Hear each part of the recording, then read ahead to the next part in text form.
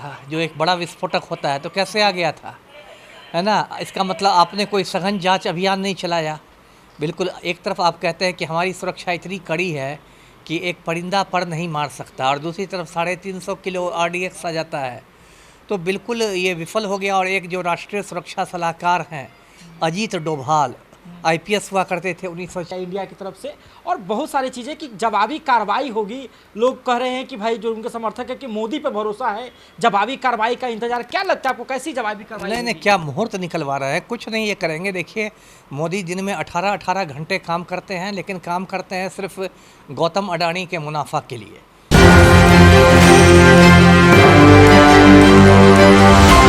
नमस्कार, मेरा नाम साहिल कुमार है और आप एक न्यूज़ 24 देख रहे हैं। देखिए, इस वक्त देश में जो है माहौल पूरी तरह से गर्म है। लोगों की नाराजगी अपने सरकार के प्रति है।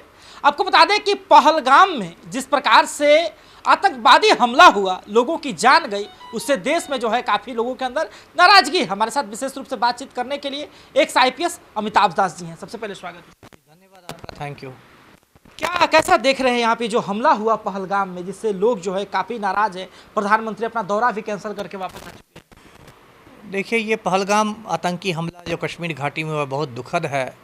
और अब तो मैं यही कहूँगा कि मोदी जी को इस्तीफ़ा देके दोबारा चाय बेचनी चाहिए, है ना। मोदी जी से अब ये देश संभल नहीं रहा है। एक बिल्कुल नकारा और कमज़ोर प्रधानमंत्री, असफल प्रधानमंत्री साबित हुए हैं।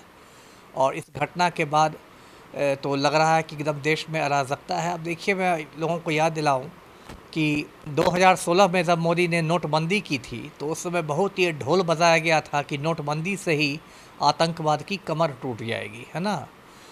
और उसके बाद फिर जब धारा 370 को हटाया गया था 2019 में, उस समय भी कहा गया था कि अब तो कश्मीर में कोई समस्या रही ही नहीं, जो समस्या थी वो ख़त्म हो गई।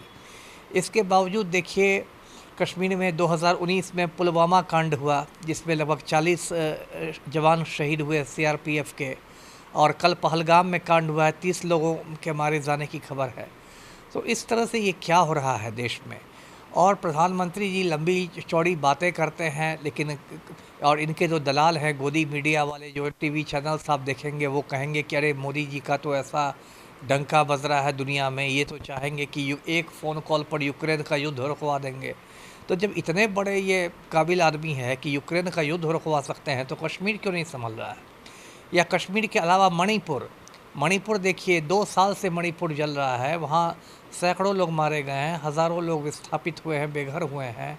वो नहीं संभल रहा है, कश्मीर नहीं संभल रहा तो आपसे। बंगाल में भी स्थितियां खराब हो गई। मुर्शिदाबाद की घटना पर नजर डालें, वही ना, कहीं नहीं है। और जो हमारे होम मिनिस्टर हैं, तड़ीपार गृह मंत्री अमित शाह, वो तो अपनी गृह मंत्री की कोई ड्यूटी ही नहीं करते। वो तो खाली ऑपरेशन लोटस में रहते हैं कि वहाँ विधायकों को खरीदा जाए, वहाँ विधायकों को तोड़ा जाए, वहाँ सरकार गिराई जाए, वहाँ सरकार बनाई जाए।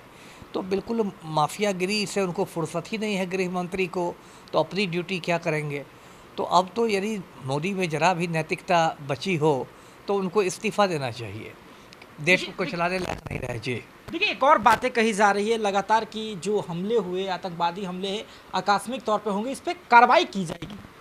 वही ना, लेकिन क्या कार्रवाई होती है। यदि बाहर से आतंकवादी आ रहे हैं, इसका मतलब कि आपकी कोई सुरक्षा तंत्र आपका बिल्कुल फेल है ना। पुलवामा में आपको याद होगा 2019 में जब 40 जवान मारे गए थे CRPF के, तब भी बताया गया था कि 350 किलो RDX आ गया था, जो एक बड़ा विस्फोटक होता है। तो कैसे आ गया था, है ना। इसका मतलब आपने कोई सघन जांच अभियान नहीं चलाया।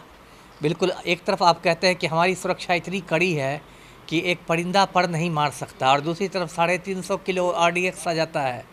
तो बिल्कुल ये विफल हो गया। और एक जो राष्ट्रीय सुरक्षा सलाहकार हैं अजीत डोभाल, IPS हुआ करते थे 1966 बैच के, तो वो भी बिल्कुल मतलब नकारा साबित हुए हैं।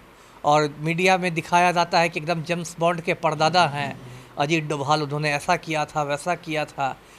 तो ये लोग में जरा भी यदि शर्म हया बाकी हो तो मोदी को इस्तीफ़ा देके दोबारा चाय की दुकान खोल लेनी चाहिए।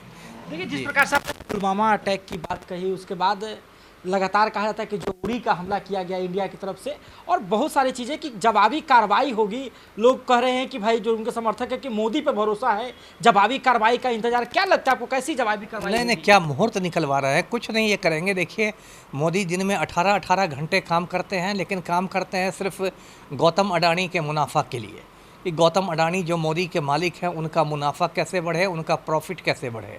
आम आदमी के लिए मोदी के पास 5 मिनट का समय नहीं है। तो ये स्थिति है। और जो पुलवामा का हमला हुआ था, उस समय जो गवर्नर थे कश्मीर के, सतपाल मलिक, उन्होंने तो बाद में बहुत सनसनीखेज बयान दिए।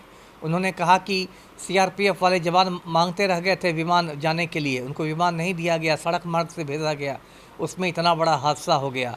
तो आपको माफिया को घुमाने के लिए विमान है और सीआरपीएफ जवानों के लिए आपके पास विमान नहीं है, ये तो बहुत शर्म की बात है। और ये मोदी जी इतना बोलते हैं कि एकदम हम 56 इंच का सीना है मेरा, और क्या हम विश्व गुरु बना देंगे, और ये नया भारत है, घर में घुस के मारेगा। ये तो सब तो डायलॉग बाजी और कुछ नहीं है जी। देखिए एक और जो है सर बातें कही जा रही कि क्या कारण हो सकता है पहलगाम में जो अटैक हुआ, लगातार जो है कही जा रही है कि देश में बहुत सारी चीज़ें जिससे अराजकता की स्थिति बनी हुई, क्या कारण हो सकता है आपके विचार से? नहीं, मैंने कहा ना कि जो अभी जो प्रधानमंत्री हैं बिल्कुल नकारा हैं, हर मोर्चे पर ये विफल हो गए हैं। कभी देखिए किसान आंदोलन चलता है, उसको लेके इतना किसान नाराज़ हैं। युवा वर्ग जो देश में है वो बिल्कुल हताशा के दौर से गुजर रहा है। मोदी ने कहा था कि 2 करोड़ को नौकरियां हर साल मिलेंगी, और यहाँ है कि सेना में नियमित बहाली ख़त्म कर दी गई है, अग्निवीरों की बहाली होती है। सेना को मोदी ने कमज़ोर कर दिया है, जानबूझ के कमज़ोर कर दिया है। देश के दुश्मन हावी हो रहे हैं, तो अराजकता तो होगी ही। जब देश का जो प्रधानमंत्री है वही एक नकारा और कमज़ोर आदमी रहेगा तो अराजकता तो फैलेगी ही जी। चलिए, तो अभी आपने बाकायदा सुना, हमारे साथ एक IPS अमिताभ दास जी बातचीत कर रहे थे। उन्होंने स्पष्ट तौर पे कहा है कि जो हमारे देश के जो सुरक्षा तंत्र हैं उसमें कहीं ना कहीं जो आप किसी न किसी प्रकार से लूप होल जो है ज़रूर हो गया है, और लगातार जो है इसी प्रकार की चीज़ों का फ़ायदा उठाया जा रहा है। पुलवामा अटैक का जो है बातें इन्होंने कही, और साथ ही में अब जो पहलगाम में जो हमला हुआ है उसकी भी बातें जो है इन्होंने कही है। हालांकि आप क्या समझते हैं, अपनी प्रतिक्रिया हमें कमेंट बॉक्स में जरूर दें। फिलहाल के धन्यवाद। आप एक न्यूज़ 24 देखें।